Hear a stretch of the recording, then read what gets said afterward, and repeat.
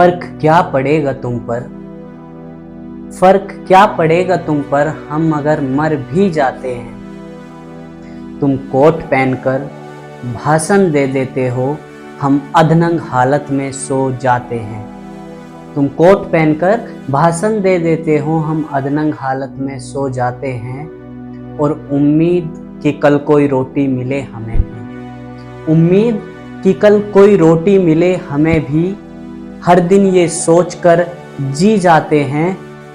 और मिटा दो निशान इंसानियत के जहां से, कि मिटा दो निशान इंसानियत के जहां से, तुम्हारे घर से कौन कब्र में जाते हैं। आज हम बात करने वाले हैं युद्ध के दौरान दिखते एक ऐसे मंजर की, जिसे देखकर युद्ध चाहने वालों के भी रोंगटे खड़े हो जाएंगे। जी हाँ, आपका दिल भी करुणा से भर जाएगा और आप जानेंगे कि भूख और गरीबी क्या हालात दिखा सकती है। जी हाँ, भूख सबसे पहले हमारा दिमाग खा जाती है, उसके बाद आंखें, फिर शरीर में बची सारी चीज़ों को खा जाती है। बच्चों से तो इतना प्यार करती है कि धीरे धीरे बच्चों को भी खा जाती है, उसके बाद सब कुछ खत्म कर देती है। वहाँ आज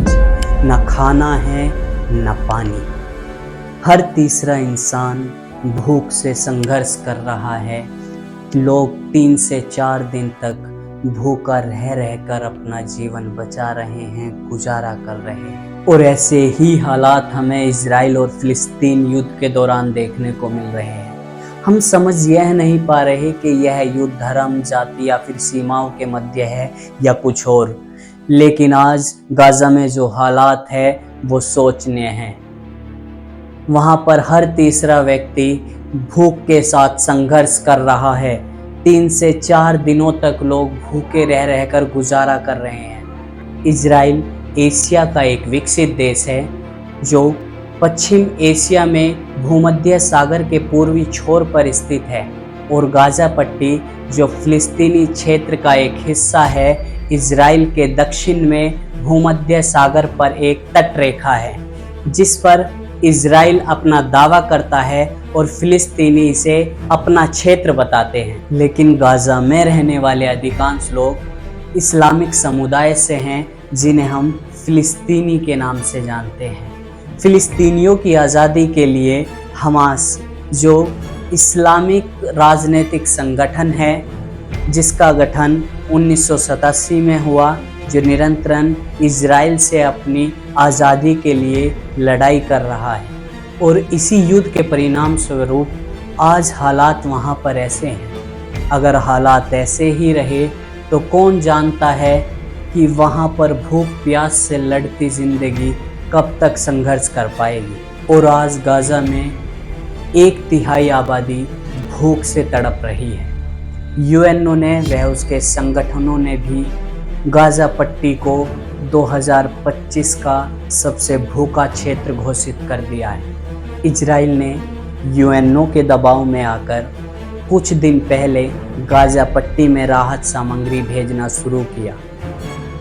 कुछ लोगों को तो राहत मिली, फिर भी वह पर्याप्त नहीं थी। इजराइल 200 ट्रक राहत सामग्री भेजने का दावा करता है, लेकिन वहां पर 600 ट्रक राहत सामग्री की आवश्यकता है। IPC, integrated food security face classification, UNO समर्पित वैश्विक संस्था है जो हमें बताती है कि दुनिया में कहां-कहां पर कितनी भूखमरी है।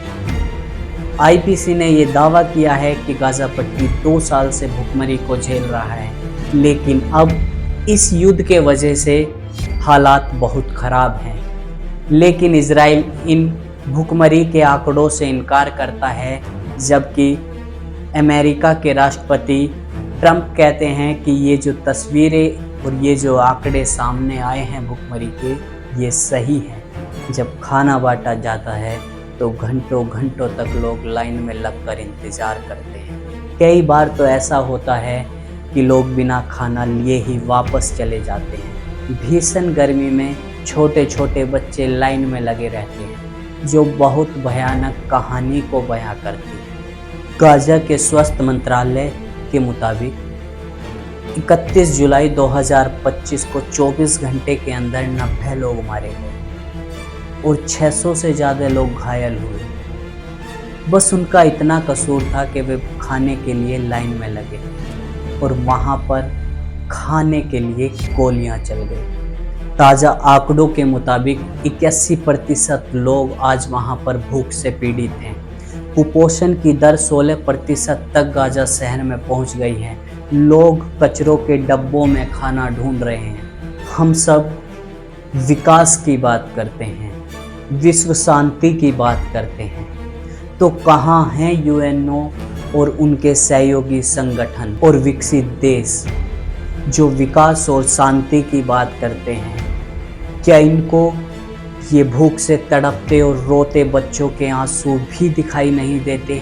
आज मानव विकास के नाम पर हम भौतिक वस्तु के पीछे अंधों की तरह भाग रहे हैं। ऐसे जीना चाहते हैं जैसे हजारों सालों तक जीते रहेंगे। लोग धर्म के नाम पर एक दूसरे का गला काट रहे हैं, तो कहीं पर सीमाओं के विस्तार के लिए एक दूसरे से युद्ध कर रहे हैं।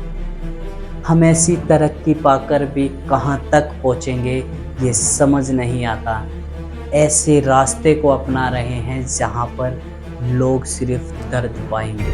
हम शांति की बात करते हैं और रोज परमाणु बमों का परीक्षण भी। मैं ये पूछना चाहता हूँ, आखिर हम परमाणु बम बना ही किस लिए रहे हैं? क्या इससे आप लोगों को ख़त्म करेंगे या फिर इंसानियत? और अगर इंसानियत ही हमारी दुश्मन है तो हमने तो कब का अपने आप को इंसान कहने में शर्म महसूस करना शुरू कर दिया है, क्योंकि हम तो गौरव महसूस करते हैं अपने आप को हिंदू, मुस्लिम, सिख, ईसाई, यहूदी कहने में। और शायद यही इजराइल और गाजा में हो रहा है, क्योंकि यही हमारे पतन का कारण है। अंत में मैं एक बात ज़रूर कहना चाहूँगा कि इतिहास हमारा चाहे कितना भी भयानक क्यों ना रहा हो, लेकिन अगर आप इतिहास के आंचल में अपने वर्तमान को सजाना चाहते हैं तो वो हमेशा आपको दुख देगा। क्योंकि इतिहास से अगर आप अपना वर्तमान सजाना चाहते हैं तो वो कभी किसी की खुशी का कारण नहीं बन सकता। तो दोस्तों, इस वीडियो के अगले टॉपिक में हम आपको बताएंगे इज़राइल और फ़िलिस्तीन के इतिहास के बारे में और उन दोनों के बीच में युद्ध किस कारण से है उस वजह के बारे में। तो दोस्तों, ये वीडियो कैसी लगी प्लीज़ कमेंट्स में ज़रूर बताएं, और ख़ासकर हमारी कमियां भी, क्योंकि हम उसी से ही सीख पाएंगे और आगे बढ़ पाएंगे। Thank you so much.